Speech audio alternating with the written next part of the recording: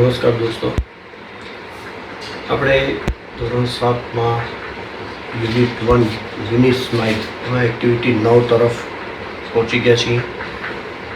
Activity 9 આપણી ચાલુ છે.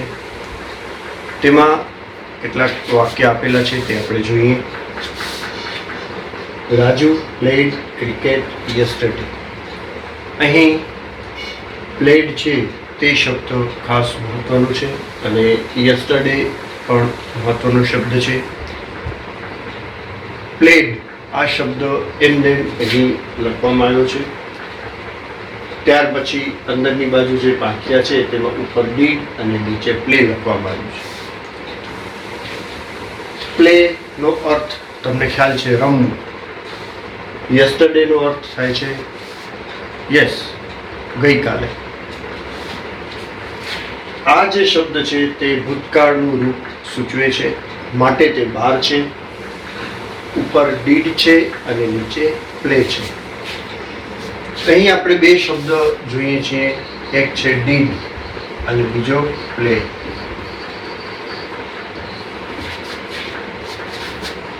હવે જ્યારે ભૂતકાળનું વાક્ય હશે ત્યારે નકાર અને પ્રશ્નાર્થ બંને વાક્યોમાં ડીડ વાપરવો ફરજિયાત છે. અને જ્યાં જ્યાં ડીડ વાપરીએ ત્યાં પ્લેડ નહીં વાપરીએ પણ પ્લે વાપરશું. આટલી વસ્તુ તમારા મગજમાં ક્લિયર થઈ જવી જોઈએ. બરોબર? હવે આ વાક્યને આપણે પ્રશ્નાર્થમાં ફેરવીએ. પ્રશ્નાર્થમાં વાક્ય ફેરવતી વખતે ખાસ ધ્યાન રાખવાનું છે, જે આ ઉપરવાળો શબ્દ છે ડીડ, તેનો ઉપયોગ સૌથી પહેલા કરવાનો છે. વાક્યની શરૂઆત ડીડથી કરશું, માટે ડી કેપિટલ આવશે. ડીડ લઈ લીધો પછી અહીંથી આપણે વાક્ય શરૂ કરશું, ડીડ રાજુ. હવે પ્લેડ છે તો આપણી હમણાં જ વાત થઈ કે જ્યાં ડીડનો ઉપયોગ કરશું ત્યાં પ્લેડનો ઉપયોગ નહીં થાય. માટે ડીડની નીચે જે શબ્દ છે તે આપણે લઈ લેવાનું. Did Raju play cricket yesterday. છેલ્લે પ્રશ્નાર્થ ચિહ્ન કરવાનું ભૂલવાનું નથી. લાઈનસર જ આપણે લીધું છે. શરૂઆત ડીડથી કરી, પછી રાજુ, પ્લેડની જગ્યાએ ત્યાંથી પ્લે લીધું, પછી ક્રિકેટ, યસ્ટરડે અને છેલ્લે પ્રશ્નાર્થ ચિહ્ન. હવે આપણે આના બે જવાબ આપવાના થાય, એક હામાં અને એક નામાં. પહેલા આપણે હામાં જવાબ આપીએ તો યસ, પછી અલ્પવિરામ. યસ પછી અલ્પવિરામ. પછી અહીં જોવાનું પ્રશ્નમાં છે રાજુ, તો રાજુ છોકરાનું નામ છે માટે હી. અને હકારમાં જવાબ છે એટલે નોટ ઉમેરવાનું નથી. યસ હી પછી સીધું ડીડ. હકારમાં જવાબ થઈ ગયો. તે જ રીતે નકારમાં જવાબ આપણને આપવાનો હોય તો નો, હી ડીડ નોટ. અહીંયા નોટ ઉમેરવાનું છે. હવે તમને ખબર પડી નોટ ક્યાંથી આવે છે અને ડીડ ક્યાંથી આવે છે. નોટ એટલા માટે આવે છે કે આપણે તે નકાર વાક્ય બનાવવાનું છે, નામાં જવાબ આપવાનો છે, માટે આપણે નોટ ઉમેરીએ છીએ. અને ડીડ છે તે ત્યાંથી આવે છે. હવે ડીડ નોટ એનું ટૂંકું રૂપ થાય છે ડીડન્ટ. તો તમે ડીડન્ટ પણ લખી શકો છો. No, he didn't. ખ્યાલ આવ્યો? બીજું એક વાક્ય લઈએ છીએ. Doctor Smita hoisted the flag at the high school. અહીં જે આ શબ્દ છે હોઇસ્ટેડ, તે આપણે અહીં બહાર મૂકશું. ઉપર કયો શબ્દ જશે? બરોબર. અને નીચે જે શબ્દ છે તેનું મૂળ રૂપ.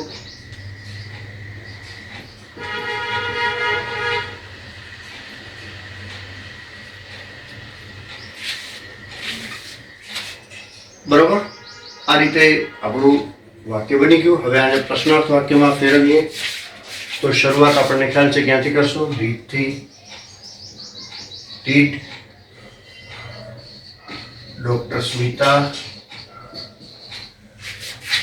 hoist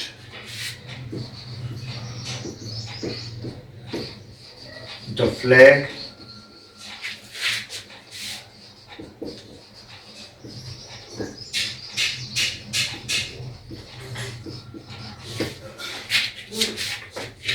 did ક્યાંથી આવ્યો? ત્યાંથી.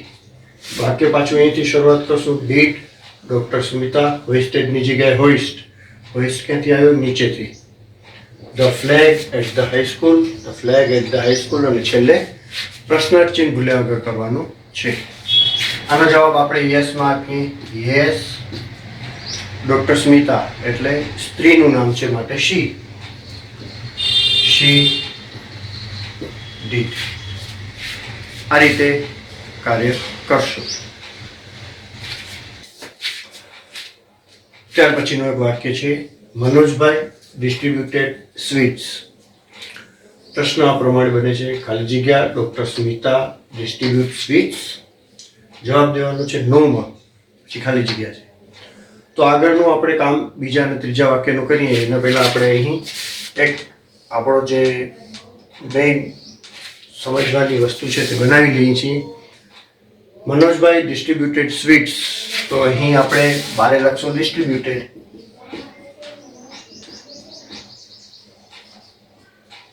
ઉપર જશે ડીડ અને નીચે ડિસ્ટ્રીબ્યુટ.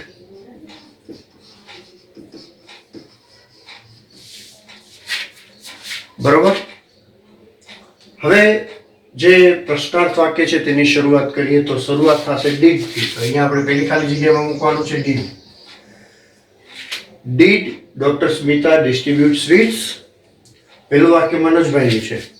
બીજા વાક્યમાં એ પૂછે છે કે ડોક્ટર સ્મિતાએ સ્વીટ ડિસ્ટ્રીબ્યુટ કરી. તો જવાબ નો જ આવે. નો. હવે આ જે નો છે તેનો જવાબ આપણે લખવાનો છે આ પ્રશ્ન પ્રમાણે. એટલે ડોક્ટર સ્મિતા છે તો આપણે અહીંયા લખશું she. પછી did અને not તો didn't. આ રીતે વાક્ય પૂરું થશે.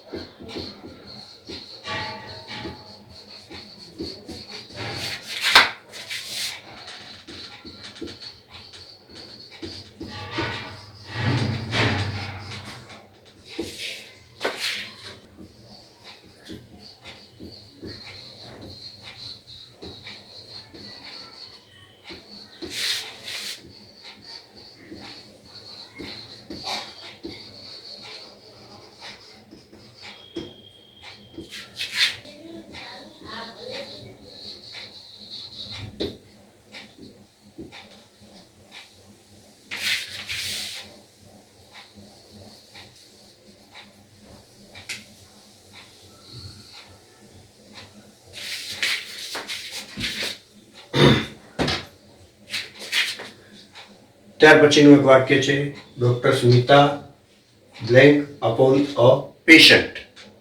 બરોબર. પ્રશ્ન આ પ્રમાણે બનાવેલો છે. Did she operate upon a patient. ખાલી જગ્યા શી ડીડ. અહીં ખાલી જગ્યામાં શું આવશે અને અહીં શું આવશે તે આપણને સમજીને લખવાનું છે. આ લખીએ તેના પહેલા આપણે આ બાજુનો વિભાગ છે તે બનાવી લઈએ. ચાલો. બહારના વિભાગમાં શું આવશે તે ખબર નથી કારણ કે ખાલી જગ્યા છે. તો આપણે તેને હાલના તબક્કે છોડી દઈએ. અંદરનો વિભાગ છે તેમાં ઉપર તો તમને ખ્યાલ છે ડીડ આવશે અને નીચે આ શબ્દ આવે છે દર વખતે ઓપરેટ. તો આપણે અહીંયા લખશું ઓપરેટ.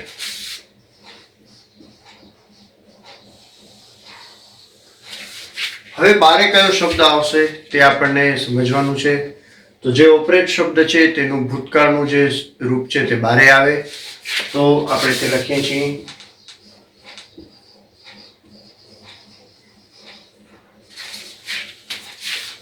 તેને છેડે ફક્ત ડી લગાડવાથી કામ થઈ જાય છે. હવે આપણે આ ખાલી જગ્યા ભરીએ છીએ. Doctor Smita operated upon a patient. Did she operate upon a patient? She did. Not નથી આપ્યો એટલે અહીંયા શું હશે? યસ. જો અહીંયા ડીડ નોટ અથવા તો ડીડન્ટ હોય તો આગળ ન લાગે. બરોબર?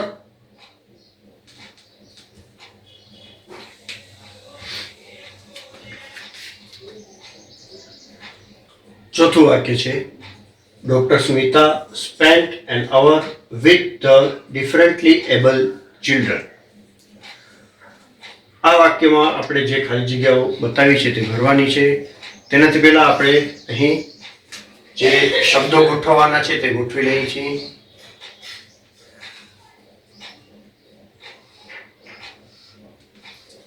ડોક્ટર સ્મિતા સ્પેન્ટ, તો અહીંયા બારે આવશે સ્પેન્ટ.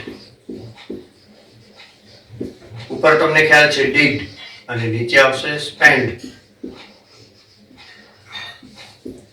આ બંને શબ્દો યાદ જ રાખી લેવાના. સ્પેન્ડ એટલે ગાળવું અને સ્પેન્ટ તે ભૂતકાળમાં જ્યારે સમય વિતાવ્યો હોય તેની વાત છે, સમય વિતાવવાની વાત છે. Doctor Smita spent an hour with differently abled children. આ બાજુનું કામ થઈ ગયું. પ્રશ્નની શરૂઆત આપણને હંમેશા કરવાની હોય છે ડીડ થી, એટલે માટે અહીંયા ડીડ. ડીડ મનોજભાઈ સ્પેન્ડ ક્યાંથી આવ્યો? તો કે આ છે, સીધો અહીંયા મૂકી દીધો. Did Manojbhai spend an hour with the differently able children. પહેલું વાક્ય છે તે ડોક્ટર સ્મિતાનું છે. પ્રશ્ન પૂછ્યો છે મનોજભાઈ વિશે, તો જવાબ ઓબ્વિયસલી ના આવશે, નો. મનોજભાઈ છે માટે હી, ડીડન્ટ. બરોબર? આગળ વધીએ.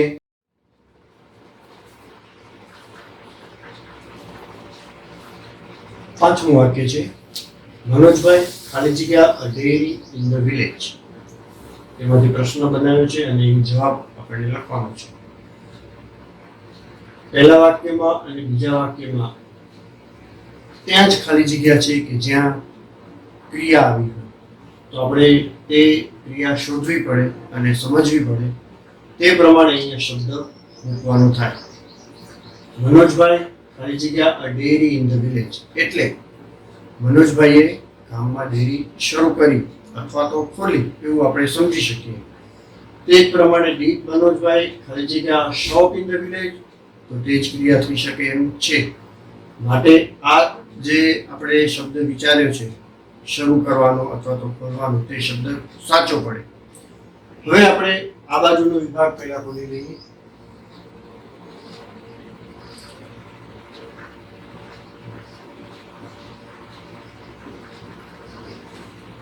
ખોલવું એટલે ઓપન. તો ઉપર ડીડ અને નીચે ઓપન. ઓપન અને ઓપન.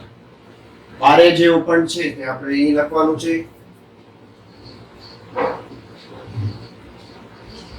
અને નીચે વાળું ઓપન છે તે અહીં લખશું. વાક્ય વાંચીએ એટલે સાચું ખોટું ખબર પડે. Manojbhai open a dairy in the village. બરોબર? તે જ પ્રમાણે did Manojbhai open a shop in the village. મનોજભાઈએ ડેરી ખોલી છે, શોપ ખોલી નથી. તો જવાબ આપણને લખવાનો આવશે નો. નો હી ડીડન્ટ. ખ્યાલ આવે છે? હી ક્યાંથી આવ્યો? તો મનોજભાઈ ને પ્રશ્ન પૂછવામાં આવ્યો છે એટલે. અને ડીડન્ટ એટલા માટે કે નકારમાં જવાબ આપણને આપવાનો છે.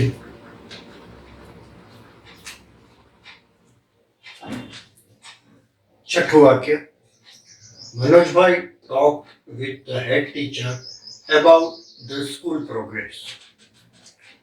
હવે અહીં વાક્ય જે પ્રશ્નાર્થ વાક્ય છે તેની શરૂઆતમાં ખાલી જગ્યા આપેલી છે.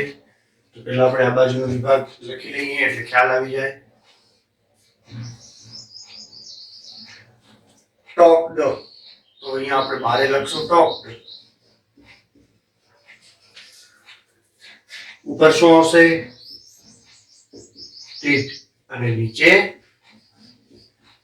ટોક.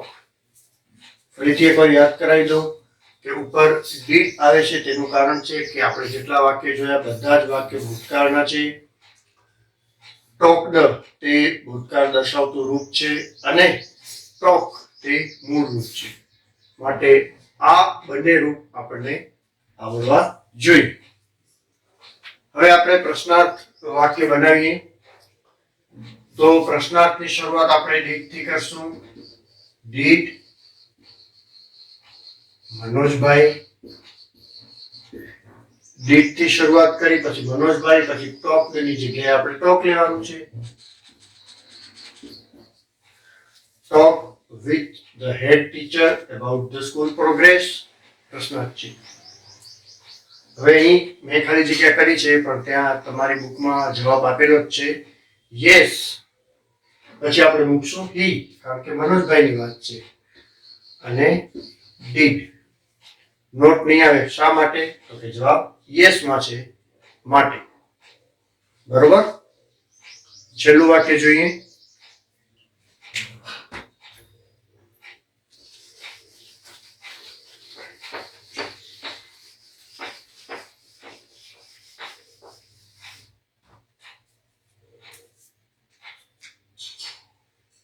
છેલ્લું વાક્ય આ પ્રમાણે છે. Doctor Smita delivered a lecture.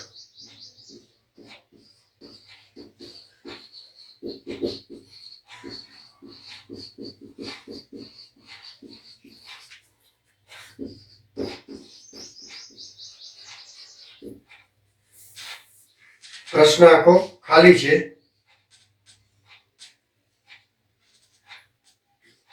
અહીં પ્રશ્ન આપણે પોતે બનાવવાનો છે અને જવાબ આપેલો છે યસ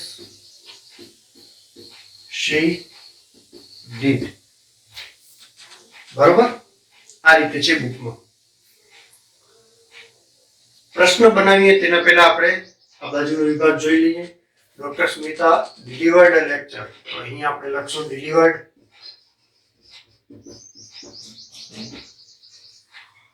ઉપરની બાજુ જશે ડીડ અને નીચે આવશે ડિલિવર.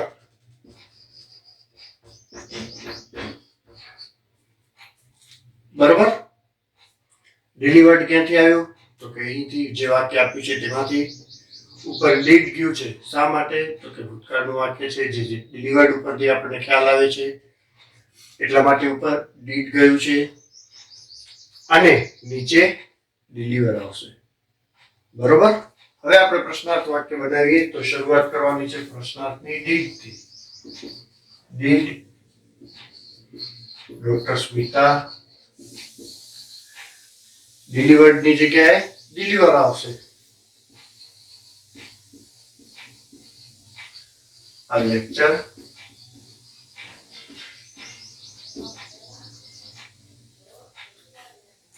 આ રીતે પ્રશ્ન બનશે. જવાબ તો આપેલો જ છે યસ શી ડીડ.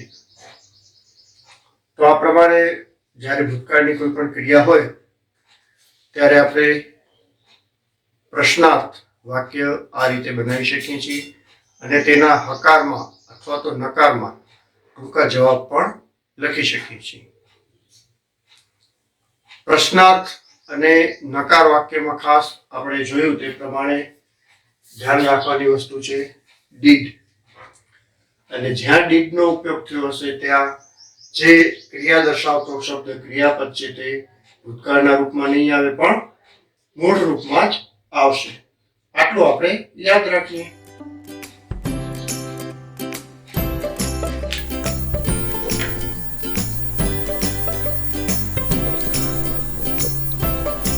હોમવર્ક સમજી લઈએ.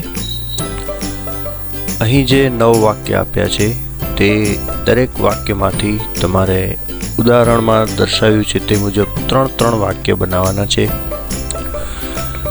ઉદાહરણ પ્રમાણે છે માનસી sang a song yesterday. આ સાદું વાક્ય છે, તેમાંથી આપણે પ્રશ્નાર્થ વાક્ય બનાવવાનું છે. ત્યાર પછી તેનો હકારમાં ટૂંકો જવાબ અને નકારમાં ટૂંકો જવાબ આટલું કરવાનું છે.